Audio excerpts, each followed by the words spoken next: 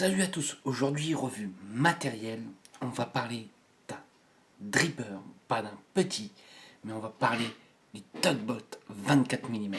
Donc oui, ce n'est pas un petit dripper puisqu'il fait 24 mm. D'où son importance, que je précise bien que c'est un 24 mm. On va voir s'il y a des avantages, des inconvénients en 24 mm. Alors, comme d'habitude, on va les voir ensemble. On va voir s'il y a une boîte. Peut-être, peut-être que non. On va aller voir à l'intérieur comment c'est, le poste, ce genre de choses. On va faire un petit montage ensemble.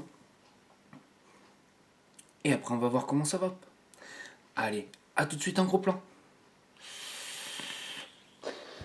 Donc, nous voilà en gros plan. Alors, malheureusement, je ne pourrais pas vous montrer la boîte, puisqu'il n'y a pas de boîte. Il est simplement livré avec une petite pochette.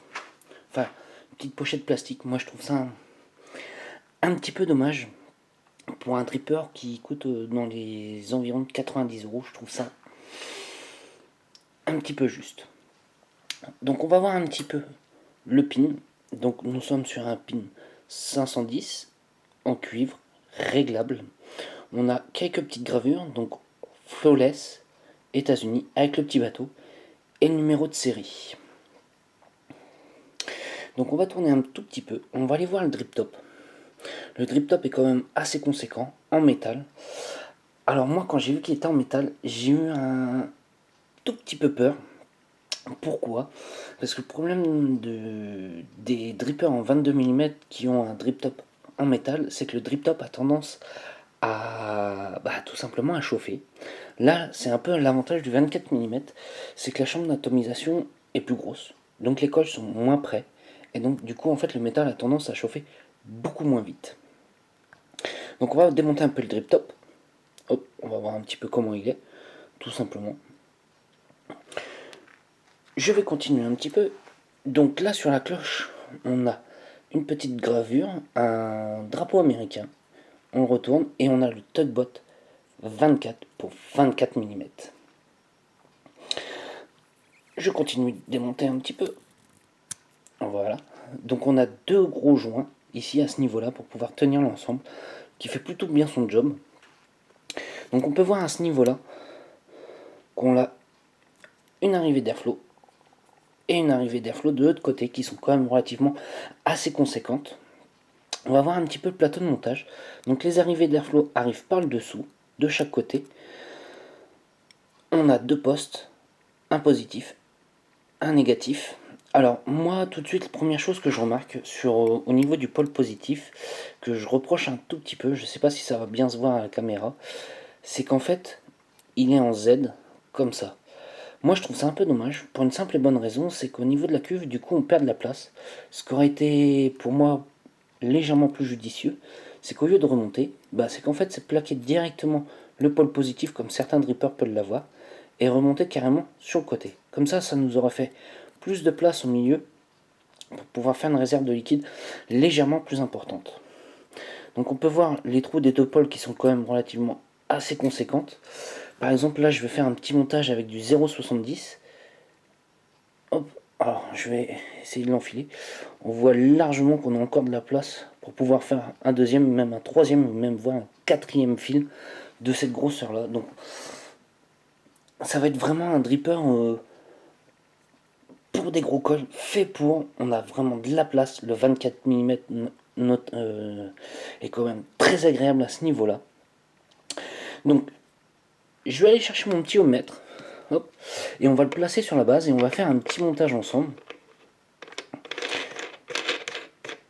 Donc comme je vous ai dit, je vais faire un montage avec du Cantal 0,70, un petit gros plan, voilà, avec du Cantal 0,70 pour vraiment voir que en fait on a largement de la place pour pouvoir faire des gros coils. Donc j'ai fait deux coils en 0,70, là, juste là à ce niveau là, en 0,70, j'ai pris un axe de 3 mm et j'ai fait 7 tours, on sera aux alentours de 0,17 ohm à peu près, qui est relativement quand même assez bas pour comme montage.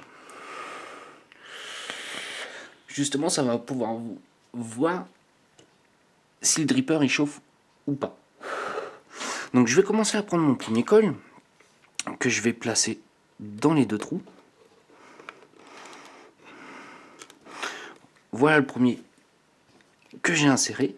Je vais prendre mon deuxième coil que je vais placer de l'autre côté. Voilà.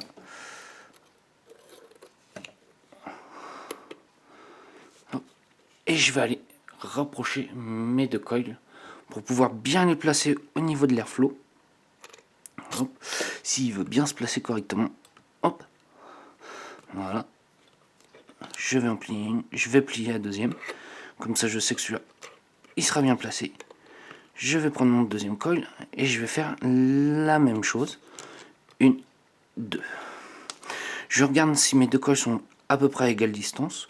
Oui, ils ont l'air d'être à peu près à égale distance.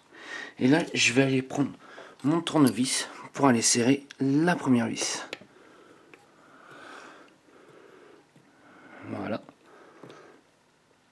Alors les vis sont quand même plutôt bien. Ça va faire une bonne petite semaine que je suis dessus. Le cruciforme n'a pas foiré au niveau des vis. Comparé à certains drippers. Hop. Voilà. On a l'air d'être pas trop mal. On a l'air d'être même très bien. Je vais replacer mon coil. Hop. Voilà. Là, je vais aller prendre ma pince coupante pour pouvoir couper mon excédent de Cantal. Voilà la première. Voilà la deuxième.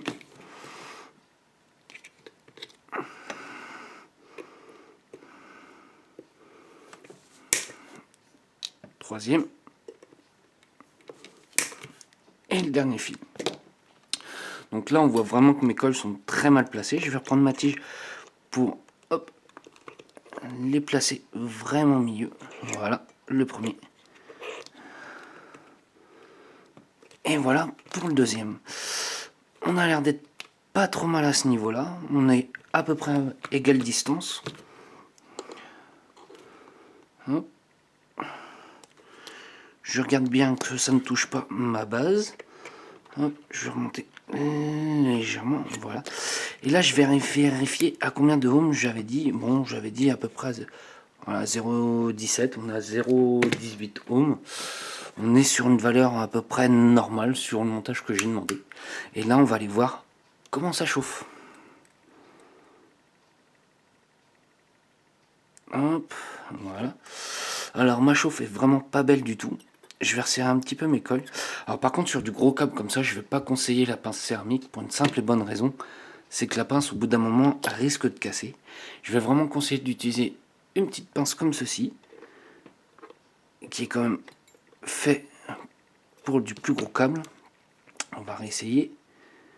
Hop. Ça va pas tarder. Voilà, je resserre. Je resserre. Hop, voilà. Je vais voir comment ça chauffe. Hop. On n'est pas encore, c'est pas encore tout à fait ça. Moi, je pense qu'il y a une petite vis qui doit être mal serrée. Voilà. Et là, on va aller voir comment ça chauffe. Bah voilà, on a l'air d'être pas trop mal. Les deux chauffent en même temps, bien de l'intérieur vers l'extérieur.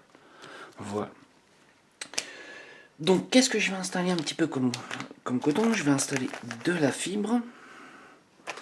Alors, l'avantage, c'est que là, les bandes, comme je vous avais déjà fait dans une autre vue, qui était fait pour des coils à 3 mm, je vais tout simplement prendre une petite bande. Je vais faire une pointe. Hop, je vais faire ma petite pointe. Et logiquement, ça doit passer. Ça doit passer puisque la bande est faite pour des coils à 3 mm. Voilà. Et ben voilà, ça passe tout seul. Je vais prendre mon ciseau. Je vais couper mon excédent. Et c'est là où je vais conseiller ce côté-là de le couper légèrement en biais. Je vais vous expliquer après pourquoi. Voilà, j'ai coupé légèrement en biais. Je retourne, je vais faire exactement la même chose de l'autre côté. Donc je refais toujours ma petite pointe que je passe à l'intérieur de mon coil. Voilà. Hop, je vais avoir ce qu'il faut. Pareil, de l'autre côté, je coupe en bande, enfin légèrement de travers. De ce côté-là, je vais avoir un petit peu trop de coton. Alors, pourquoi j'ai conseillé de couper en bande? Pour une simple et bonne raison, c'est qu'au moment de placer la fibre, là, à ce niveau-là, je vais pas conseiller de la refaire descendre directement droit dans la cuve. Je vais conseiller de la mettre légèrement de travers. Hop. Je vais la mettre légèrement de travers. Pourquoi? Alors, quand je place ma fibre comme ceci, légèrement sur les côtés, hop, voilà. En fait, c'est tout simplement pour éviter d'avoir une perte au niveau de ma cuve, là, à ce niveau-là. En fait, du coup, ça libère plus mon plot central, qui sera ici, à ce niveau-là, pour pouvoir mettre un peu plus de liquide. Donc ça fera une réserve de jus un peu plus importante. Là, pareil, même chose, je le mets quasiment sur le côté. Enfin, je le mets sur le côté. Là, je place mon deuxième morceau.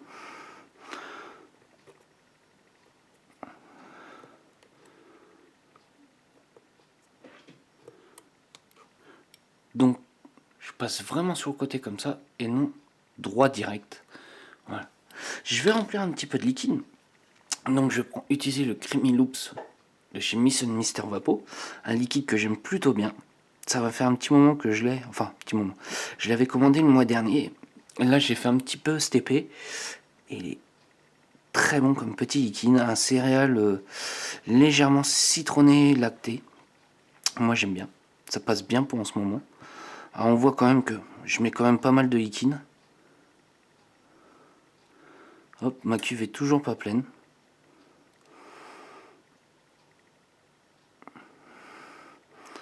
Hop, je mets bien sur mes coils.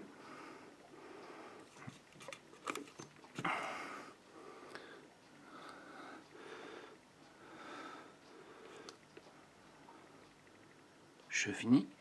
Et je finis d'emplir au milieu. Voilà. Alors, on va voir un petit peu comment ça va shooter. Voilà, on a l'air d'être pas trop mal. Je vais réinstaller l'ensemble. Et voilà. Alors, on se retrouve tout de suite en plan large pour voir comment ça va. Donc, nous voilà en plan large. Alors, tout de suite, je vais vous montrer par rapport à ma box. Une box Toybox qui va très bien avec le dripper.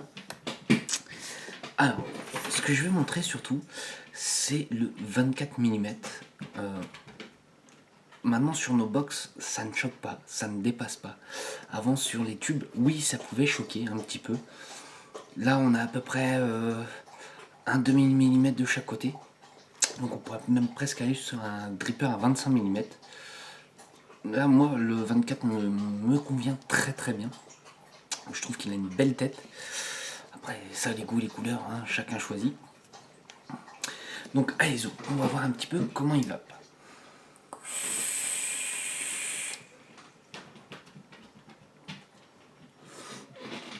On fait tout de suite une très très belle vapeur, comme on peut voir. Franchement, honnêtement, il est vraiment fait pour les clous, mais pas que. Alors, moi, comme je vous disais, j'avais vraiment peur. C'est au niveau du drip top qui est en SS. J'ai eu peur qu'il chauffe. Comparé à un 22 mm où ce type de montage là avait tendance à bien chauffer. Et là, en fait, non, je suis assez surpris justement. Parce que justement, il chauffe pas. Alors, c'est un petit dripper que j'ai eu chez Miss Mister Vapo. Toujours un bon shop que je conseille toujours. D'ailleurs, maintenant je prends les liquides chez eux. Pourquoi j'ai pris chez eux? Parce que justement, c'est par leur sérieux. Ça, c'est autre chose. Mais c'est un bon petit shop que j'aime bien. Le prix, on va parler tout de suite du prix. Nous sommes à 89,90 €. Est-ce qu'il est vaut? Tout de suite, la première chose qu'on a en prenant en main, on sent son poids. Pour moi, vraiment, on sent son poids. On sent vraiment que y a de la matière dedans. Il y a de la matière dedans. Pour moi, j'apprécie beaucoup. J'apprécie beaucoup. Moi, c'est un des points positifs. C'est pas comme certains drippers on peut prendre où on sent que c'est un petit peu léger. je pense que ça justifie un petit peu son prix aussi, puisqu'il y a plus de matière. Alors, pour moi, les points positifs. Pour moi, les points positifs, c'est le 24 mm. Ça, il n'y a pas à voir autre chose. Son deuxième point positif, pour moi, c'est l'airflow par le bas, qui fait qu'on a quand même relativement une bonne saveur. Moi qui est étonné, quand même, je me suis dit, tiens, un 24 mm, le problème, la chambre d'atomisation sera plus grande, on va perdre en saveur. Bah là, non, pas du tout. Alors, j'ai pas testé le Tugbot V3, qui est sorti il n'y a pas très longtemps, quasiment en même temps. Je l'ai pas testé. Par contre, selon les retours, bah, le 24 mm aura plus de saveur que le 23 mm. C'est étonnant. Mais c'est les retours qui sont ressortis. Alors, les points négatifs pour moi, puisqu'il y en a toujours, pour moi, il y a toujours un point négatif. Pour moi, c'est au niveau du pôle. Au lieu de l'avoir fait, je vais dire une sorte de Z, donc qui monte, qui part sur le côté et qui remonte. Moi, ça aurait été plus logique qui parte de la base, hop, et qui remonte. Ça nous aurait fait un peu plus de place au niveau de la cuve. Ça aurait été plus pratique à remplir. Il faut savoir que l'isolant est en pic au niveau du pôle, donc on va pouvoir y aller. C'est vraiment, je dirais pas que c'est un dripper de bourrin, mais on peut faire pas mal de choses avec. Le deuxième point négatif, pour moi, c'est le réglage de l'airflow. Il n'y a pas de réglage d'airflow. Par contre, moi, ça me convient très bien. Je ne sais pas s'il a été fait pour ou quoi que ce soit, mais moi, j'apprécie très bien au niveau de l'airflow. Et troisième point négatif, c'est bête à dire, mais il n'y a pas de boîte. Ça, pour moi, ça reste, pour un dripper à ce prix-là, je trouve ça légèrement dommage. Une petite boîte pour eux, ça coûte pas énorme, mais pour pouvoir le trimballer ou ce genre de choses, c'est quand même nettement plus appréciable. Est-ce que c'est un petit dripper que je recommanderais? Oui, c'est un dripper que je recommanderais. Moi, depuis que je l'ai, je n'arrive pas à le lâcher. J'arrive pas à le lâcher. Pourquoi? Parce que là, j'ai le plaisir de faire des gros coils. Là, je vous ai dit que j'utilisais du 0,70. 0,70, le problème dans un dripper en 22 mm, c'est qu'il a tendance à chauffer très vite. Là, je dirais pas qu'il ne chauffe pas. Je ne veux pas dire le contraire, il va chauffer, mais il va chauffer beaucoup moins vite et beaucoup moins fort. Ça, c'est ce que j'apprécie. Il faut avouer, on fait vraiment une très très belle vapeur avec. Moi, c'est un dripper que j'apprécie beaucoup. Donc voilà, moi sur ce, je vous laisse. Je vous souhaite une bonne soirée, un bon week-end ou une bonne journée. Allez, salut à tous!